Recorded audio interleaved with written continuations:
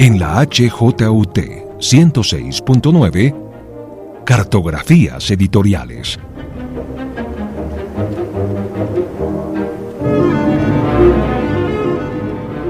Presenta y dirige María Elvira Jaramillo.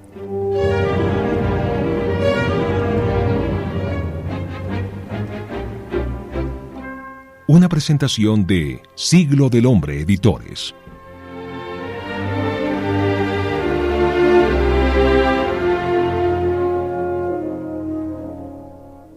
Hola y bienvenidos a un nuevo recorrido de Cartografías Editoriales Caminando con Siglo del Hombre. Antes de empezar cualquier tipo de viaje, debo contarle algo muy importante a nuestros oyentes. Noviembre es el mes de las editoriales independientes en Colombia. Cuando nosotros nos enteramos de eso, empezamos a preguntarnos, bueno, ¿qué quiere decir eso de independientes? ¿Es nuestra editorial Siglo del Hombre una editorial independiente? ¿Somos independientes de la misma forma que las otras editoriales independientes en Colombia? Todas esas preguntas nos han atacado por los últimos meses en Siglo. Hemos tomado onces, almorzado, peleado, reído y mucho más tratando de contestar esas preguntas. Hasta que un día dijimos, esta discusión va mucho más allá de nosotros. ¿Qué tal si lo conversamos con nuestros colegas? ¿Qué tal si construimos durante 4 programas un porcentaje del camino de la edición independiente en Colombia? Pero bueno, yo no iba a ir sola en este viaje, claro que no. Todo menos suicida. Llamé refuerzos y por eso me fui a nuestro departamento editorial y saqué de la oficina a Selma Markin, quien lleva 25 años viajando por el mundo editorial. Hola Selma, gracias por aceptar esta invitación. Hola María Elvira, ¿cómo estás? Muy bien, gracias por no dejarme morir sola en esto. Alístense, porque hoy empezaremos esta aventura de 4 paradas. En el programa de hoy entregaremos la responsabilidad de este viaje al fundador y director de la editorial Laguna Libros. Muchos ya saben de quién estoy hablando. Sí, él es Felipe González Espinosa. Felipe estudió arte en la Universidad de los Andes y fue miembro del grupo En un lugar de la plástica, un grupo dedicado a la investigación de la historia del arte colombiano. Hola Felipe, gracias por aceptar esta invitación y por sumarte a la conversación. Hola María Elvira, hola Selma, muchas gracias por la invitación. Bueno, empecemos el viaje. ¿Están ustedes dos preparados? Listos. Sobre todo Felipe. Bueno Felipe, cuéntale a los oyentes cuál es el proyecto de viaje de Laguna Libros y a dónde los quieres llevar hoy. Bueno, Laguna Libros desde que comenzó es un laboratorio editorial. Entonces, pues eso es un poco como enfrentarse al viaje sin tener muy claro el punto de destino, pero pues como tratando siempre de aprender como de cada paso y de cada encuentro. ¿Qué pretendían ustedes o tú cuando decidieron, como bueno, ¿y qué tal hacer esta editorial? ¿Buscaban un tipo de libro en específico, algún tipo de, no sé, de área temática que quisieran abordar? Pues cuando yo comencé con mi primera socia, Juana Hoyos, teníamos un montón de ideas, nos sentamos varias tardes a hacer lluvias de ideas de posibles libros y la verdad era que los proyectos que teníamos eran en todas las líneas, pero pues sí nos vimos como en la necesidad de ir acotando y pues lo que teníamos en común, que habíamos estudiado arte y quisimos como comenzar por esa línea. Okay. Entonces los primeros libros que publicamos, que fueron libros de artes, lo que queríamos era que como que hicimos como un diagnóstico de los libros de arte que se conseguían en ese momento y vimos que toda la oferta entonces era de libros de lujo o libros académicos. Sí. Y lo que intentamos fue como ofrecer un tipo de libro que no fuera ni lujoso ni especializado. Entonces empezamos a publicar muchos libros de dibujo, de collage, como de imágenes, pero que se pudieran ver bien en blanco y negro, en papeles porosos, como sin necesidad de apelar como a lo lujoso. Pensamos como que conocíamos mucha gente en el mundo del arte que pensábamos que podía estar interesada, pero realmente nos estrellamos.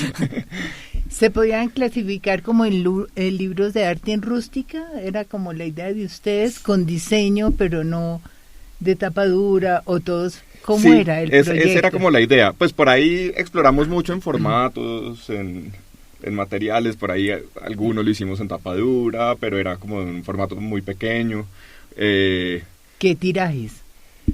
Esos primeros libros fueron de tirajes de 200, 300, 500, sí.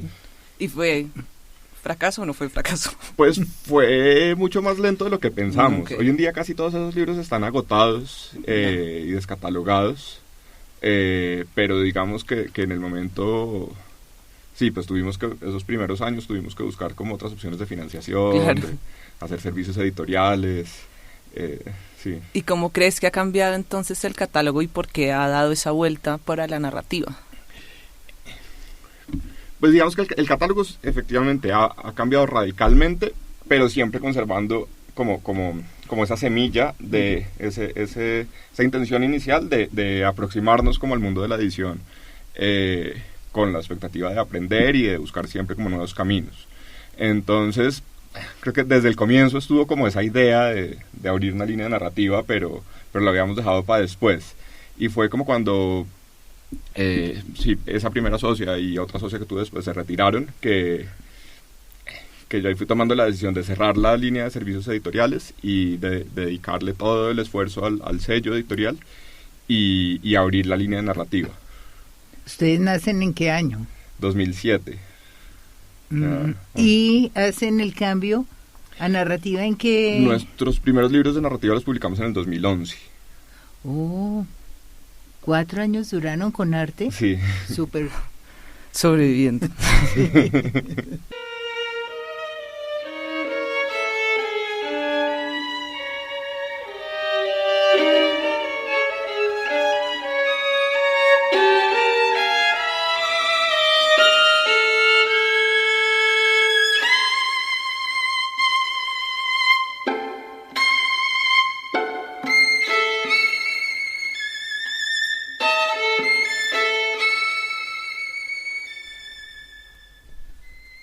Estoy con Felipe González, el secreto detrás de Laguna Libros. Acá estoy con Selma Marken también, sacándole toda la información que tenga él sobre las editoriales independientes, a ver qué podemos aprender y cómo vamos a contestar nuestras propias preguntas. Entonces, llegamos a una parte muy importante del programa, y es ¿qué echan ustedes todos los días en la maleta para poder llevar a término todos los proyectos de Laguna Libros? Y además, dinos, pues nos tenemos que preparar para qué tipo de medio de transporte. Bueno, esa pregunta del medio de transporte, mira que la pensé mucho desde que me la comentaron. Me habían sugerido que dijera que el barco de papel, pero me quedé pensando y no, va a ser el barco de papel. El barco de papel porque, para los que no saben, el logo de Laguna es un barquito de papel. Exactamente. Y digamos que el barco de papel en el logo, pues sí, es un símbolo, es como eso que se construye con el papel, pero al mismo tiempo, como que lo que nos interesa es la laguna, como ese lugar, ¿no? Oscuro, por explorar, sí, como que se puede uno ir a la orilla o ir a lo profundo. Casi que ese barco en el logo está más como una excusa para poder ver la laguna, porque si no estuviera el barco, pues uno ve un círculo negro y quién le dice a uno que eso es una laguna. Así que me acuerdo ahorita de una cita de Paul Valéry que era como que quien imagina un barco dejemos ese error porque no es quien imagina un barco, sino quien imagina un árbol está obligado a imaginar como el cielo sobre el cual se dibuja ese árbol, ¿no? Un poco el barco es para poder imaginar esa laguna que está sobre la cual está ese barco. Pero entonces, pensando como el medio de transporte, yo pensé como en muchas metáforas, así como de la búsqueda. Pensé en dos, que eran como, bueno, el barco como el buscador de tesoros, o un poco como los cerdos que buscan trufas, ¿no? Como porque son, como que esa metáfora de quien está como buscando y como yendo y devolviéndose y volviendo a explorar. Pero hay algo que no me gustaba de esas dos metáforas, y es como que de todas maneras cuando uno habla del tesoro, como de un tesoro material, como que siempre está obligado a pensar como quién se va a quedar con ese tesoro. Un buen punto. Y en la metáfora del barco, del buscador de tesoros, pues es un ejercicio súper egoísta, digamos, me voy a quedar con ese tesoro. Y en la metáfora de los cerdos que buscan trufas es todo lo contrario, ¿no? Es como que el cerdo no prueba la trufa, sino que siempre para alguien más. Y yo creo que lo bonito de esa búsqueda en lo editorial es que esos tesoros que uno encuentra son tanto para uno como para los otros, como que todos los disfrutamos. Entonces, pensando en una búsqueda de algo inmaterial, voy a escoger un medio de transporte que no sé si tenga que explicarle muy bien la referencia a tus oyentes, que es una nube voladora. Ah, no, Dragon Ball. yo sí lo conozco, pero es, para que se lo imaginen, es una nube amarilla que flota y solo algunas personas pueden montarla, ¿no? Tiene esa característica. Sí, pero más allá de eso, digamos que me gusta como esa búsqueda. Estamos hablando de una serie de animación eso era como comienzos de los 90. Sí, por ahí. Donde había una búsqueda, tenían que encontrar como 7 esferas y el que se encontraba podía pedir 3 deseos y las esferas se volvían como a regar por el mundo y tocaba como otra vez volverlas a buscar. Entonces lo que me gusta es no tanto la metáfora frente a las esferas, que pues vendrían siendo también como una búsqueda material, sino frente a los deseos, que es digamos como ese tesoro inmaterial. Y el deseo puede ser, digamos, de quien lo encuentra, pero también de los demás. Y me parece bonito pensar que como en esa metáfora de reunir cosas como para que se cumplan deseos o para que se generen deseos. Entonces, pues pienso que en esa reunión, pues uno está reuniendo, sí, autores, artistas que hagan las carátulas, no sé, personas que los presenten, claro, periodistas que disfruten del texto, divulguen, que lo disfruten. Y como que ahí los deseos que se generan son, no, el deseo del lector por leerlo, o por comprarlo, por leerlo, por terminar de leerlo, porque nunca se termine, porque aquello que narra el libro se cumpla, porque aquello que narra el libro nunca vuelva a ocurrir. Entonces como que ese sería mi medio de transporte, la nube voladora. Me encanta. Entonces, para resumir un poco, vamos en una nube voladora por un viaje lleno de muchos deseos lindos y sobre una laguna.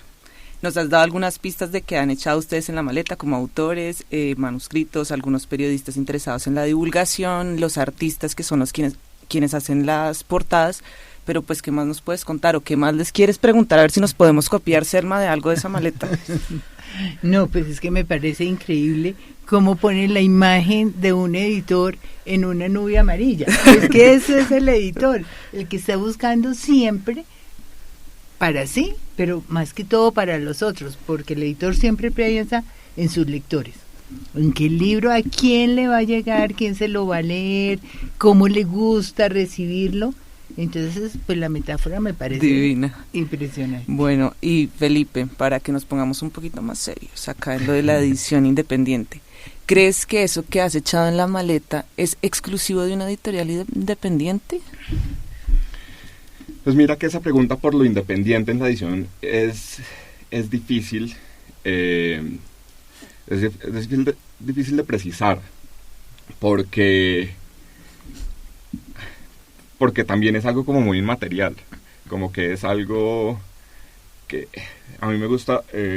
Lado B, que es una consultora de temas de economía y cultura, tiene una definición con la que ha hecho varios diagnósticos del medio editorial, donde cuenta un montón de cosas: el tamaño de la editorial, la fuente de los capitales, si tienen puntos de venta propios, si tienen distribución propia. Hay un montón de variables ahí, pero hay una variable que es si la editorial se presenta como editorial independiente. Entonces, al final, pues yo creo que la independencia también es un rótulo que uno se pone. Una posición política. Es una posición política y es difícil como tratar de encontrar la independencia como en un contenido o en una forma.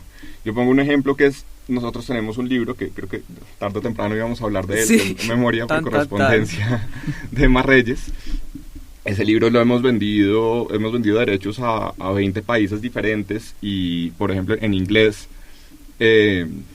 salió con Penguin Classics, que pues es un sello muy tradicional. Que nadie diría que es independiente.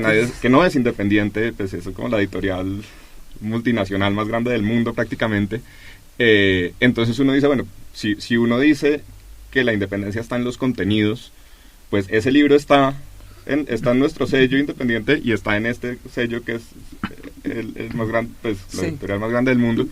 Entonces pues el contenido no es lo que da esa independencia. Yo diría que la independencia está como en los procesos, como que en ese sentido la independencia, otra metáfora que podríamos traer a cuento es como la de la comida orgánica, ¿no? Como que la comida orgánica, de todas maneras, pues para el que no conoce a fondo pues los procesos, pues un tomate le puede saber muy parecido si es orgánico o no, si la lechuga que compra, pero los huevos, Felipe, pero ¿tú no crees que la independencia está en la decisión editorial? Pero eso es parte del Cuando proceso. a ti no te la imponen o no estás metido dentro de un gran marco teórico o institucional y tú tomas las decisiones es hacia qué quiero publicar, ¿sí? A mí es donde me parece que hay la mayor independencia, cuando tú no estás respondiendo a una gran estructura, sino con 2, 3 personas, un comité editorial. Creo que ahí es donde está la mayor independencia. Pero yo creo que eso es parte del proceso, digamos, yo desconozco el detalle de cómo se toman esas decisiones en una editorial grande, pero en teoría no me parece incompatible que una editorial grande le pueda dar como agencia a un editor, ¿no? Como confiar en el criterio de un editor para que lleve un sello literario con sentido, pues sí, como con calidad. Sí, muchas veces uno ve esos catálogos y ve unas cosas increíbles y ve otros títulos que uno dice, uy, acá tiene que haber intervenido una mano oscura, sí, como no, una política más allá de lo editorial. pero yo creo que sí. Bueno, en ese sentido casi que puede haber como sellos independientes dentro de multinacionales. Yo creo que y pues uno como lector tampoco se tendría que cerrar a leer como, no, para nada. Sí, pues yo creo que de editoriales grandes hemos leído cosas increíbles, pero sí creo que hay como así como uno puede disfrutar la comida orgánica porque conoce que detrás hay como unos procesos y unos beneficios, como un respeto a los, ¿no? Al entorno y a todo, pues creo que la edición independiente tiene eso, como que cuando uno empieza a conocerla, sí le puede coger un gusto más por esos procesos que por cualquier cosa formal o de contenido. Ustedes se han podido dar cuenta que llevamos ya mucho tiempo, aunque yo no lo había dicho, subidos dentro de esta nube. Espero que la nube nos aguante a los 3, porque estoy aquí con Selma Marken de Siglo del Hombre Editores, nuestra compañera editorial, y con Felipe González de Laguna Libros, discutiendo sobre la edición independiente, pero con la disculpa de irnos de viaje con Laguna Libros. Entonces, Felipe, cuéntanos cuáles han sido los recorridos de este viaje en estos últimos años. Llevas desde el 2007 en este proceso, seguramente ha habido muchos obstáculos, se han encontrado cosas increíbles como el manuscrito de Emma Reyes, pero cuéntanos un poquito más de ese catálogo. Bueno, un poco comenzamos a publicar literatura narrativa con unos libros de ciencia ficción colombiana de los años 20 y 30, después publicamos Memoria por correspondencia, y ante, digamos, los buenos resultados que empezamos a tener con esos libros, sentimos que como que teníamos esa oportunidad de mirar, de acercarnos como a la producción de autores jóvenes, que pues creo que siempre es un poco más difícil, porque como que de parte de librerías, de lectores, hay como más prevenciones, como no lo conozco, ¿quién es este? Exacto. Entonces, pero dijimos, bueno, tenemos este impulso, metámonos. Al comienzo publicamos sobre todo autores colombianos, y en la medida en que empezamos a ir a ferias internacionales, empezamos a trabajar como haciendo equilibrio, ahí subidos en la nube, como de tratar de tener autores colombianos que pudiéramos representar como para vender vender derechos en otros países, a traducciones, a otras ediciones. Y pues en esas ferias estábamos conociendo agentes literarios, editoriales, entonces también nos empezaron como a ofrecer manuscritos de autores, en principio sobre todo latinoamericanos, que no estaban circulando en Colombia y que pues vimos que nuestra plataforma podía ser como un canal para sí, llevar y traer autores. Los autores. Y cuéntanos algunos. Entonces, por ejemplo, no sé, tenemos a Claudia Hernández, que es una autora salvadoreña. Acabamos de publicar el segundo libro su segundo libro en nuestro catálogo. Ella había publicado muchos libros de cuentos, pero con nosotros ha publicado 2 novelas, que son Rosa Tumba Quema, que es la historia de una guerrillera en El Salvador, como toda su vida, desde que la reclutan siendo una adolescente hasta pues que firma vive el proceso de paz y la historia de sus 5 hijas Wow. que se le pierden, vuelven. Como todos los libros de Laguna, seguro lloraré ahí encima del libro todo el tiempo. Y la otra novela de ella que acabamos de publicar se llama El Verbo J, y es la historia de una mujer trans y su viaje como de El Salvador a San Francisco, pasando por México y como todos los obstáculos que encuentra en ese viaje, y ya en San Francisco como todo pues como la epidemia de SIDA de los 80, pero también como encuentra como una amiga y como y otro grupo de amigos, y como esas posibilidades como de no estar solo en ese proceso. De otros libros, no sé, te puedo hablar de Sergio Galarza, un autor peruano, que publicamos en la última feria del libro, y es una crónica como del duelo de la muerte de su madre. El libro se llama Una canción de Bob Dylan en la agenda de mi madre, y va contando cómo a la distancia, porque él vive desde hace muchos años en Madrid y su mamá vivía en Lima, como ella lo visita por última vez sin contarle que está enferma, vuelve, y como todo ese viaje de regreso como a poner en orden todo lo que dejó su madre. También, sí, creo que... Todos súper tristes. Y ahora de colombianos. De colombianos, lo último que publicamos, tenemos un libro de Laura Cero que se llama Viajes de Campo y Ciudad. Okay. Es un diario. Ella, con su esposo Arco y su hijo Jiku, se fueron a vivir a El Verjón, que es esta vereda detrás de Monserrate y Guadalupe, con la vía Chuachi. Y allá tienen un Renault 4 que es una biblioteca itinerante, y se han ido pues en estos días, viajaban a Arauca y se han ido hasta Quibdó a hacer proyectos de promoción de lectura, y el libro es un diario donde cuenta como todas estas reflexiones frente a la reflexión de hacia la promoción de lectura, pero también frente a la vida en el campo, la vida en la ciudad, la maternidad.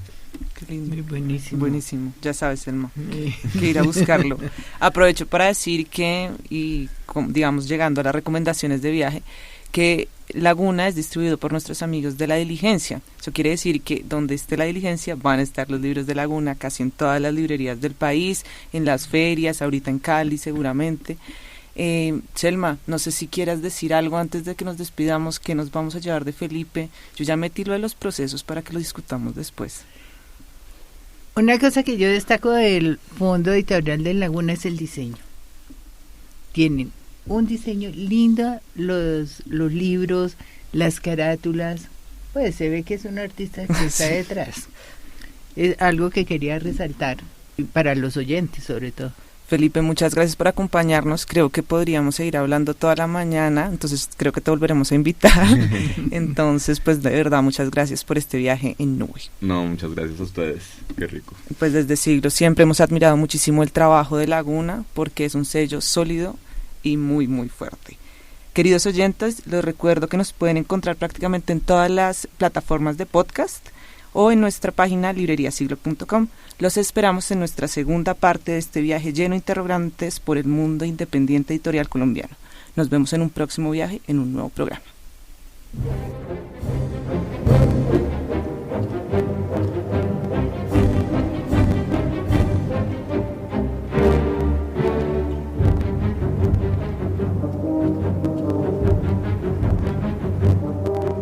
En la HJUT 106.9, Cartografías Editoriales.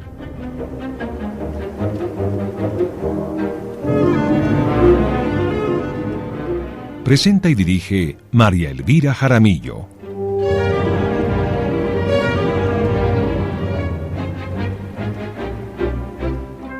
Una presentación de Siglo del Hombre Editores.